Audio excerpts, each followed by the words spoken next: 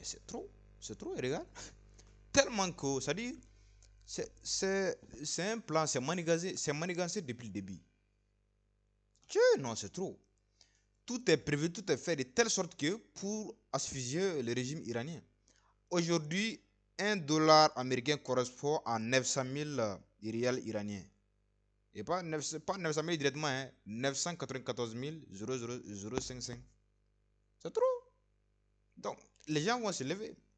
C'est apparemment le pays, mais si, ça veut dire que l'Iral iranien n'a même plus de valeur. Un dollar qui correspond à 900 000 Iral iraniens, mais c'est pas intéressant. Donc, l'économie du pays est en danger. Le pays va mal. Donc, forcez que les citoyens vont sortir. Donc, pour ceux qui vont croire qu'en réalité, les Iraniens se lèvent contre la République islamique, non, c'est pas la République islamique, c'est contre l'oppression.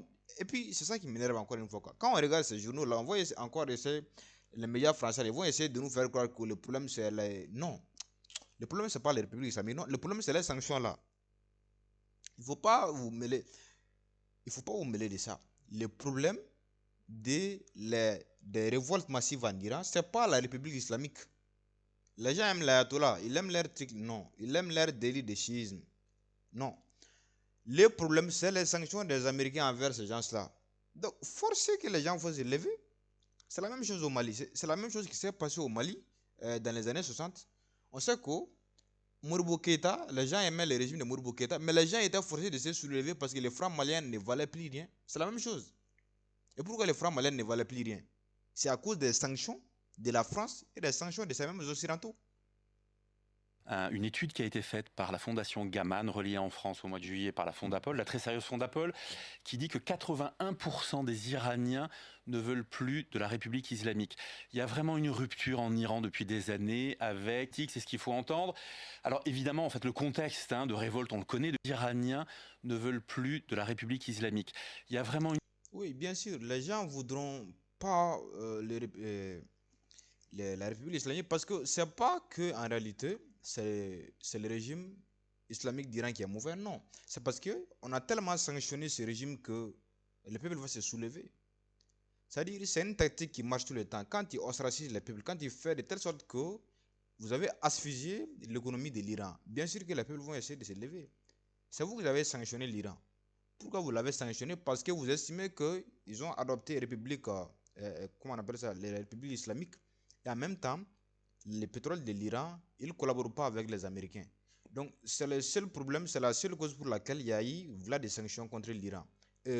Vous, comme vous le savez, plus vous sanctionnez un pays, plus la valeur de la monnaie va baisser. Les Iraniens dépendent fortement de l'exploitation du pétrole. Les États-Unis ont sanctionné l'Iran, ont mis beaucoup de sanctions sur le pétrole iranien. Ils ne peuvent pas les transporter librement comme ça. Et en même temps, euh, l'Iran est interdit d'accéder au système SWIFT. Le système SWIFT, c'est le système qui permet de faire les virements internationaux entre les pays. On a interdit l'Iran dans ça et on interdit l'Iran d'exploiter librement ce pétrole. Un pays qui dépend fortement du pétrole. Donc, ce qui fait qu'il ne génère plus assez d'euros, il ne génère plus assez de dollars. Ajouté aux sanctions, c'est ce qui fait que l'économie iranienne a chuté en quelque sorte. Donc, aujourd'hui, un dollar correspond à des milliers de rials iraniens. Attends, on va essayer de voir. On va essayer de voir. On va essayer de voir ça. Non, mais c'est trop. C'est trop, et regarde. Tellement que, c'est-à-dire, c'est un plan, c'est manigancé depuis le début. Non, c'est trop. Tout est prévu, tout est fait de telle sorte que pour asphyxier le régime iranien. Aujourd'hui, un dollar américain correspond à 900 000 rials iraniens. Et pas 900 000 directement, hein, 994 055. C'est trop. Donc, les gens vont se lever. C'est apparemment le pays, mais si, ça veut dire que l'Iran iranien n'a même plus de valeur. Un dollar qui correspond à 900 000 rials iraniens, mais c'est pas intéressant. Donc, l'économie du pays est en danger. Le pays va mal. Donc, forcez que les citoyens vont sortir. Donc, pour ceux qui vont croire qu'en réalité, les Iraniens se lèvent contre la République islamique. Non, c'est pas la République islamique, c'est contre l'oppression. Et puis, c'est ça qui m'énerve encore une fois, quoi. Quand on regarde ces journaux-là, on va encore essayer, les médias français, ils vont essayer de nous faire croire que le problème, c'est les... Non, le problème, c'est pas la République islamique. Non, le problème, c'est les sanctions-là. Il faut pas vous mêler, il faut pas vous mêler de ça. Le problème des révoltes massives en Iran, c'est pas la République islamique. Les gens aiment l'ayatollah, ils aiment leur truc, non. Ils aiment leur délit de chiisme, non. Le problème, c'est les sanctions des Américains envers ces gens-là. Donc, forcer que les gens vont se lever, c'est la même chose au Mali. C'est la même chose qui s'est passé au Mali dans les années 60. On sait que Modibo Keïta, les gens aimaient le régime de Modibo Keïta, mais les gens étaient forcés de se soulever parce que les francs maliens ne valaient plus rien. C'est la même chose. Et pourquoi les francs maliens ne valaient plus rien? C'est à cause des sanctions de la France et des sanctions de ces mêmes occidentaux. Les Iraniens aiment leur régime. Même s'il y a des petits... Ouais, on sait qu'il y a eu beaucoup de problèmes entre eux. Ils disent que la mort d'une femme... Les médias français, là, ils disent tout le temps de la merde, quoi. Ouais. C'est vrai que il y a eu des problèmes entre les citoyens iraniens et le régime du clergé chiite. Ça, on le connaît. Mais la cause de la révolution, des révoltes en Iran actuellement, ce n'est pas la République islamique, ce n'est pas l'ayatollah, ce n'est pas le clergé chiite. C'est juste les sanctions qui font que les gens vont se lever. Quand ils asphyxient les gens, de telle sorte que la monnaie du pays ne valent plus rien, les gens vont se lever. Et regardons ces Figaro-là qui sont en train de nous raconter encore une fois de la merde, encore une fois. Il essaie de nous expliquer que c'est en réalité les gens même n'aiment pas la République islamique. Parce qu'on sait que vous avez un problème avec l'islam. Vous avez un gros problème avec l'islam. Une rupture en Iran depuis des années avec l'islam politique, c'est ce qu'il faut entendre. Alors évidemment, en fait, le contexte de révolte, on le connaît depuis des années. Il y a eu plusieurs mouvements, plusieurs temps en fait de cette révolte qui est en train de devenir une vraie révolution. Ce matin, je discutais avec des opposants iraniens, des cadres en fait de mouvements d'opposition iraniens qui parlent bien de révolution. Il y a une réalité aujourd'hui, effectivement, l'argent iranien ne vaut plus rien. Oui, bien sûr. Il C'est faut ça. presque 1,6 million rials, la monnaie iranienne, pour obtenir $1. Ce qui veut dire qu'aujourd'hui, les gens n'ont plus les moyens en fait de se nourrir, sauf à posséder des En dollars. fait, les Américains, c'est des sauvages. Ils vont jamais. Quand c'est des gens. Vu qu'ils ont déjà acquis le pouvoir, ils ont tellement de puissance. Donc, quand ils te détestent, ils vont tout faire pour te nuire. Ils ont tout fait pour. Depuis qu'il y a eu la République islamique d'Iran, là, ils emmerdent l'Iran. Depuis que ça a commencé, ils sont en train d'emmerder le pays. La sanction sur sanction sur sanction sur sanction sur sanction. Jusqu'à ce que le pays même a suivi jusqu'à mort. Depuis que les Iraniens ont enlevé les chats, ont switché le pouvoir, c'est-à-dire ils ont enlevé. En Iran, il y avait un roi, le Shah d'Iran. On a enlevé ce roi-là parce que ce roi-là participait à l'occidentalisation. C'est pourquoi ce roi-là participait à l'occidentalisation de l'Iran. C'est pourquoi je dis toujours que la guerre là, c'est pas seulement une guerre économique, c'est une guerre idéologique aussi. Parce que la principale raison pour laquelle on a enlevé le Shah d'Iran, c'est parce que le Shah d'Iran, le roi d'Iran, il participait fortement à l'occidentalisation de l'Iran. Or que l'Iran, historiquement parlant, elle est musulmane. C'est une société musulmane, bien sûr. Même s'il y a la culture persane, bien sûr, mais avec, il y a eu l'inclusion de l'histoire de l'islam avec l'Iran, de telle sorte que l'islam fait partie de la culture persane aujourd'hui. Est-ce que vous voyez?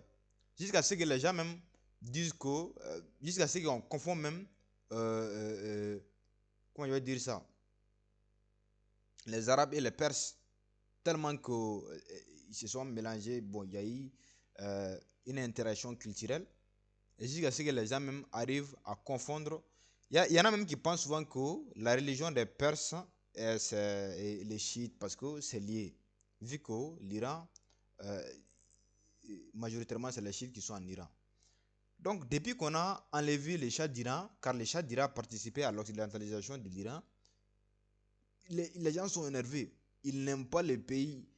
Ils veulent tout faire pour enlever comment je vais dire ça, l'ayatollah du pouvoir. Donc, cette révolte, c'est pas une révolte parce que les gens n'aiment pas la République islamique. la révolte islamique, c'est une république populaire. Encore une fois, tout ce qu'on essaie de dire, c'est pour dire que à chaque fois que tu vas essayer de garder tes ressources pour toi-même et de dire que les Américains doivent se mettre à côté, tu auras des problèmes. Et c'est des salauds, ils ne vont pas se fatiguer. Ils ne vont pas te fatiguer. Que ce soit républicain ou les deux côtés, hein, démocrates et les Américains là, c'est la même chose. Que ce soit républicain, démocrate, ils vont tout faire pour t'embêter. Et ça chauffe actuellement, ça chauffe trop en Iran actuellement. Et d'acheter au marché noir, si vous voulez, de la nourriture. Pour bien l'expliquer à vos téléspectateurs, en Iran, en fait, on peine à trouver du riz, ce qui est quand même la base oui, de la nourriture base, iranienne. évidemment. Voilà, exactement, vous l'avez très bien dit. Il n'y a plus d'huile. Les produits laitiers sont devenus hors de prix. Les médicaments sont hors de prix. Les gens ont du mal, en fait, aujourd'hui, de se soigner, notamment les gens qui ont des maladies, qui sont atteints de maladies chroniques. Donc, si vous voulez, il y a un contexte qui est terrible. Le régime Ah là, il y a l'impression que l'Iran va tomber, hein, parce que ça c'est à chaque fois dans l'histoire que tu verras que la monnaie d'un pays est cheatée de cette manière-là, il y a eu révolution. On prend l'exemple du Mali, 1960 là, quand la valeur du franc malien a baissé, on a enlevé Modibo Keïta du pouvoir. Ça c'est de 1. Quand les marques allemands, c'est-à-dire à l'époque de la guerre mondiale là, quand après la première guerre mondiale, après la défaite de l'Allemagne et que la valeur de la monnaie allemande, le Deutschmark, a baissé fortement, ça a participé à l'obtention des nazis au pouvoir. C'est-à-dire la meilleure manière de détruire un pays, c'est de détruire l'économie. Ça a toujours été comme ça. J'ai donné l'exemple du Mali, j'ai donné l'exemple de l'Allemagne et c'est tous les pays comme ça. Je pense vraiment que, en tout cas, même si le régime iranien ne va pas, même si le régime chiite là ne va pas être enlevé du pouvoir, non, il y a de fortes choses qui vont se passer vraiment. Ça chauffe.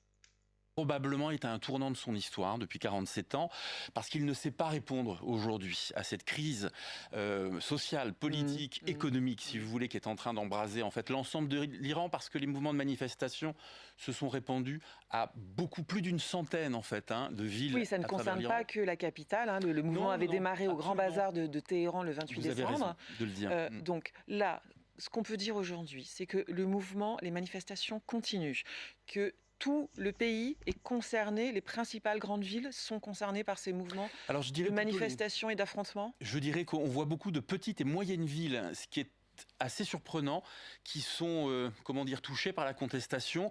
Alors, il y a une réalité, c'est que dans ces petites et moyennes villes,